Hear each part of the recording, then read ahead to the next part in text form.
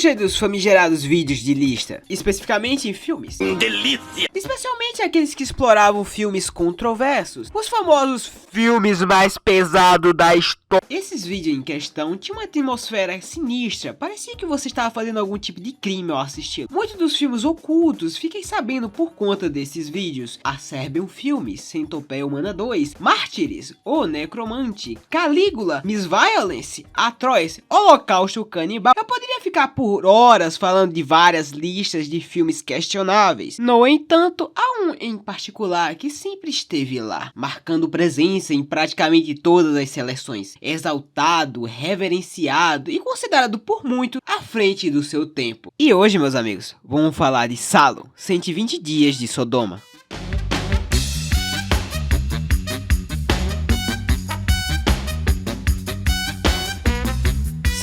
Aqueles filmes que tem a fama de ter sido banido em 2050 países diferentes por conta dos seus temas extremamente pesados, envolvendo abuso sexual, estupro, pedofilia, sodomia e entre outros, que irei explicar com clareza durante o vídeo. O filme, baseado no livro Marquês de Sades, se passa durante a Segunda Guerra Mundial e um grupo de fascistas resolve sequestrar 16 jovens, dentre meninos e meninas, com o propósito de satisfazer seus desejos depravados durante 120 dias. Salo é um daqueles filmes que se paga muito de inteligente, com takes excêntricos e uma narrativa pretensiosa, justamente coisas que deixam o cinéfilo de pau duro. No entanto, atrás dessa aura, existe toda uma comoção no mundo dos cinéfilos. Muitos defendem um filme que a obra vai muito além do choque gratuito, argumentando que ela carrega uma crítica profunda e uma mensagem relevante para a nossa sociedade. Algo que, supostamente, deveríamos fazer refletir. Dessa forma, eu fui assistir.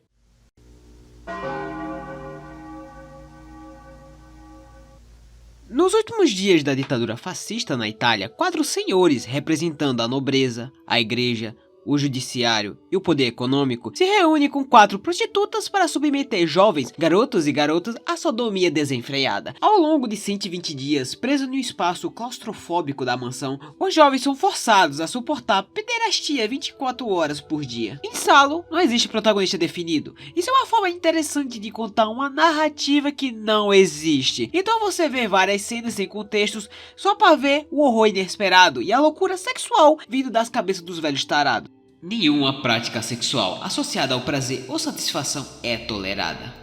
Salo, como anteriormente dito, é um daqueles filmes feito para deixar o espectador desconfortável e pensativo quanto aos acontecimentos dentro da mansão, refletindo sobre metáforas e conceitos além do seu próprio tempo. Ao assistir o filme pela primeira vez, me deparei com milhares de cenas extremamente exageradas com um nível de analogias que um negueba médio que faz fanfic de Boku no Hero conseguiria fazer o mesmo. Meu problema não é ter cenas ridículas ou ter uma cena que envolve abuso, meu problema mesmo é como que essa cena está sendo usada. Veja o exemplo. Nessa cena vemos uma garota loira que relata como está triste por ter chegado até ali e confessa sentir saudades de sua mãe, que foi brutalmente espancada por apenas tentá-la defendê-la, e ela se culpa por isso. Nesse momento parecia que o grande ápice cinematográfico estava prestes a acontecer e finalmente o filme quer ir para algum lugar. Mas depois dessa cena eu fiquei esperançoso. Parecia que o filme queria ser mais do que ele queria ser e finalmente cumpriu o que me prometiu. Senhoras e senhores, o que vocês acabaram de ouvir agora é um monólogo mental que foi brutalmente destruído depois que passou essa cena. Um dos manda-chuvas manda a coitada tirar a roupa, em uma sequência bem ridícula, diga-se de passagem. Em seguida, o cara simplesmente vai pro meio da sala, tira as calças, caga no chão e ordena que ela coma a merda. Senão, ela morre. Além disso, o filme ainda joga na sua cara um monólogo de uma mulher que relata como foi abusada em sua infância e ter amado aquela experiência. Depois mostra uma cena onde está havendo um concurso para ver quem tem um cu mais bonito. E depois da outro corte, jovens começam a andar que nem cachorros para culminar em um ritual satânico. Salo faz esse tipo de cena achando que tá fazendo algum tipo de crítica, principalmente ao fascismo. Olha aqui aqui o fascismo dando a bunda. Veja só, o fascista comendo criança. Agora veja, os fascistas comendo merda. Veja como isso transpareceu como algo projetado do que realmente uma crítica ultra elaborada sobre o regime fascista. Quase como se fosse uma maneira de expressar os fetiches estranhos do próprio autor em criar com o propósito de fazer um espantalho de sua própria degeneração. Próximo capítulo, falarei sobre a melhor cena do filme, o final do filme e o que eu achei do filme ao todo. Isso e tudo mais depois dos comerciais. Ei você mesmo que já perdeu a esperança esperando mais um vídeo desse canal, cansou de esperar por Mark1 punhetinhas, me siga no Twitter. Sim, naquela rede social maldita, onde estou sempre jogando projetos inacabados e trechos de vídeos que talvez nunca vejo à luz do dia do canal. Vai chegar os 30, mano. Ainda Gunnar é triste. Pior que tem maluco que é assim, você tá ligado, né? Eu sei que não me faça Todos os membros da esquerda CPZ são assim. E é isso, me siga para mais conteúdo de péssima qualidade. Esse Mark1, mano, só fala merda, meu. Queria dizer isso na cara dele, xingar esse lerdão do cara. Calma, meu jovem. Quem está aí? Quer realmente ouvir mais merda que o Mark1 fala e dizer isso na cara dele, mas não só em vídeo, e sim ao vivo? Não entre em pânico. Todas as sextas-feiras no YouTube tem o Mark1 fazendo live com vários programas para o seu público participar. Com um deles, resenhando e desenhando. Participe da resenha, entre na discussão com os capangas de Mark1, enquanto o coitado vai fazendo entregas de commissions que nunca acabam. Commission barata! Por apenas R$5 você pede um desenho do que você quiser. Sim, isso vale absolutamente tudo que sua mente doentia degenerada inventar. Imagina essa enormizada. Marielle Franco mandou R$5. Desenha o Bob Esponja, versão Marielle Franco. Isso e tudo mais no hospício das lives de Mark1.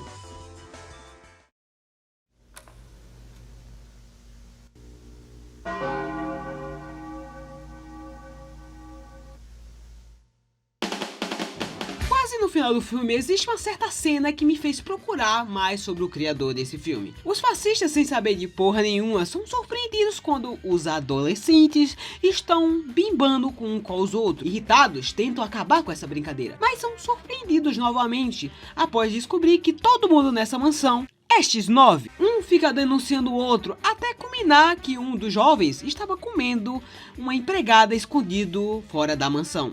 Ao ouvirem essa denúncia, os fascistas saem à procura desses jovens. Ao encontrá-los, são deparados com uma cena. O jovem está metendo na afrodescendente. Espantados, sacam logo suas armas para o casal e são surpreendidos novamente porque o jovem faz isso.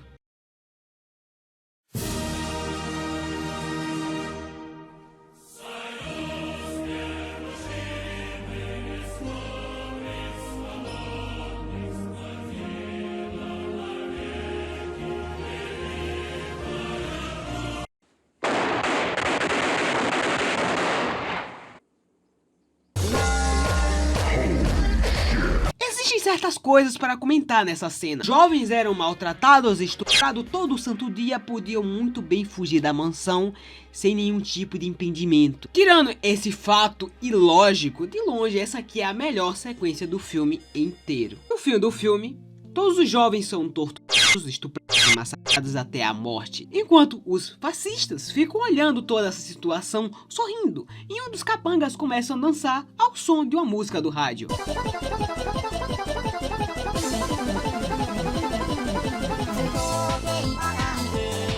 E assim termina Salò, 120 dias de Sodoma. Sinceramente, tirando o fato do lado da projetada sinistra que esse filme carrega, o filme realmente eu posso dizer que ele não é um filme choque gratuito. Ele é pior. Pelo menos filmes choques gratuitos estão me divertindo com as atrapalhadas e resenhada, pois o filme mesmo sabe que ele é assim. Em Salò, eu tive uma sensação diferente. Ele quis ser maior do que ele poderia ser. Ele queria ser pretensioso. Ele queria fazer suas projetadas sinistras. Ele queria ser um fanfiqueiro de Boku no Hero. E ele queria ser o filme mais resenha da história.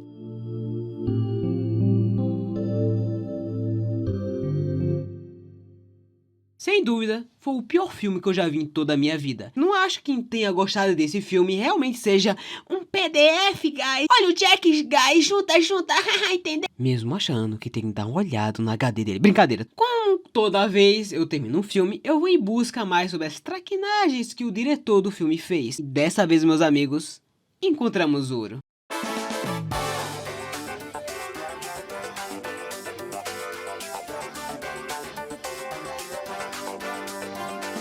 Pasolini nasceu em 5 de março de 1922 na Itália, filho de um pai militar fascista. Eu acho impressionante como Pasolini não sabe de nada sobre o fascismo. Pelo menos está melhor que certos vídeos por aí. Sua infância foi meio mórbida, dita por suas próprias palavras. A guerra deixou sua juventude morta. Mais tarde, Pasolini adentrou em grupos questionáveis. O PCI, Partido Comunista Italiano. Pasolini acreditava que o comunismo é capaz de oferecer uma nova cultura em nossa sociedade. No final da década de 40, o Pasolini iniciou seus estudos de Karl Marx e Antônio Gramsci, com o objetivo de subir de cargo no seu partido comunista. Mas para sua infelicidade, em 1949, Pasolini foi acusado judicialmente de cometer atos libidinosos em locais públicos, corrupção de menores e fazer certas coisas indecentes com duas pessoas baixinhas que não são anões. Após a denúncia, rapidamente foi expulso de seu partido, perdeu seu emprego de professor que tinha acabado de obter. Atualmente, entre as mais refinadas pérolas da teoria da conspiração comunista,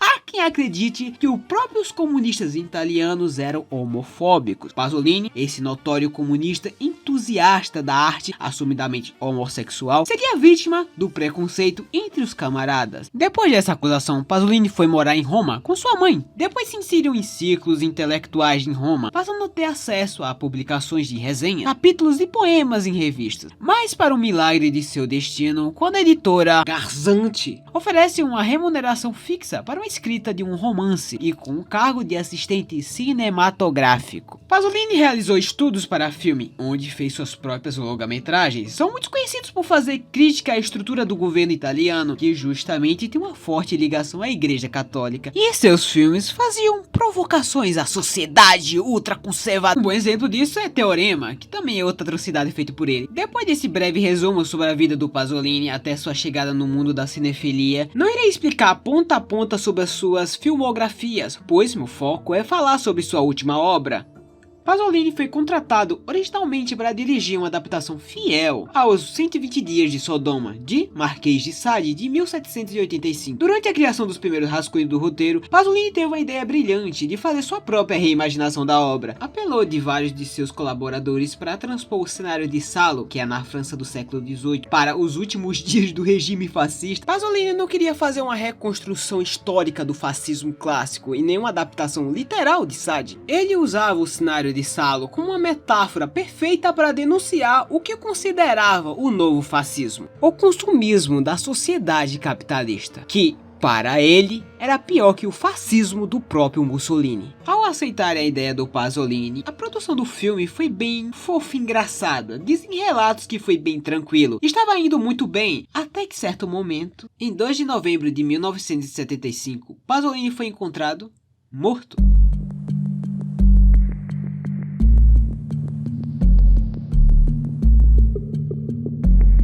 Seu corpo estava ensanguentado, com marcas de evidência de espancamentos, e faltava apenas 20 dias para a estreia do filme. Ainda continua sendo um mistério em cima da morte de Pasolini. Na época, Giuseppe Pelosi, com 17 anos, confessou ter sido o único responsável pelo crime. Em depoimento, o adolescente disse que ele foi abordado pelo cineasta, que teria levado em seu carro em um local. Segundo as declarações, os dois praticavam atos homoafetivos, mas quando o cineasta propôs uma relação mais completa, o jovem reagiu com violência, bateu em Pasolini até matá-lo. Com esse trecho, acredito que as coisas não batem corretamente o que aconteceu com Pasolini. Por exemplo, os ferimentos eram muito brutais, coisa que nenhum jovem magrelo conseguiria fazer esse feito. E também existia muitas pegadas de muitos outros homens. Então tinha mais de uma pessoa comendo o Pasolini na porrada. 30 anos depois, após a confissão, Giuseppe voltou atrás de suas alegações de uma entrevista de televisão. Ocorreu em 2005 no canal Rai 3, por um programa que lida por questões judiciais. Nesse episódio, Pelosi afirma que não matou Pasolini, e sim existia 2 ou 3 homens que haviam os abordados, matando o Pasolini, chamando-o de bicha, comunista imundo e pedaço de merda, enquanto espancavam até a morte. Pelosi reafirmou mais ainda: eu não matei Pasolini. Hoje eu não tenho medo. O que me ameaçaram e ameaçaram minha família estão velhos ou mortos. Depois dessa entrevista um pouco inesperada, ainda houve mais lacunas. Atualmente esse caso foi encerrado e é muito improvável que ele vai ser aberto de novo.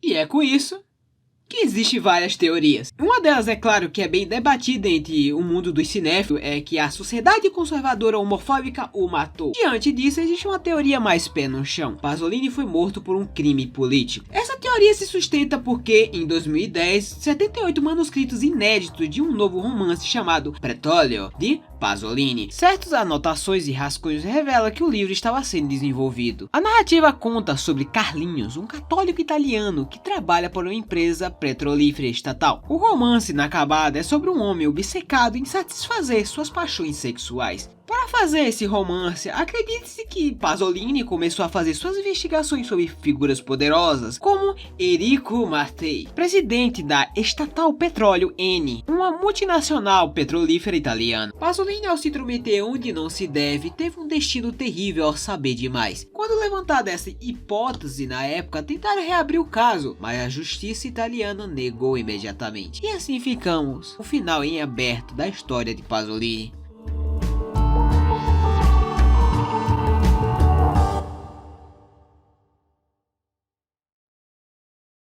Depois de ver essa biografia, ainda odeio Salo, mas fiquei entretido lendo a sua história de vida, que foi um dos grandes motivos por ter feito esse vídeo. Teve que enfrentar também um monte de artigos escritos por cinéfilos emocionados e também livros biográficos, e um deles que a própria família do Pasolini deu aval dos editores modificarem do jeito que quiserem. No final de tudo, ainda recomendo que você assista, para você criar sua própria experiência e suas próprias opiniões. Esse vídeo, claro que ele não substitui nem um pouco o material original, por isso que eu recomendo você ter sua própria experiência. Nunca se sabe se você vai encontrar ouro onde que eu não encontrei. E é isso, espero que você tenha gostado do vídeo, um beijo no seu cu e até a próxima.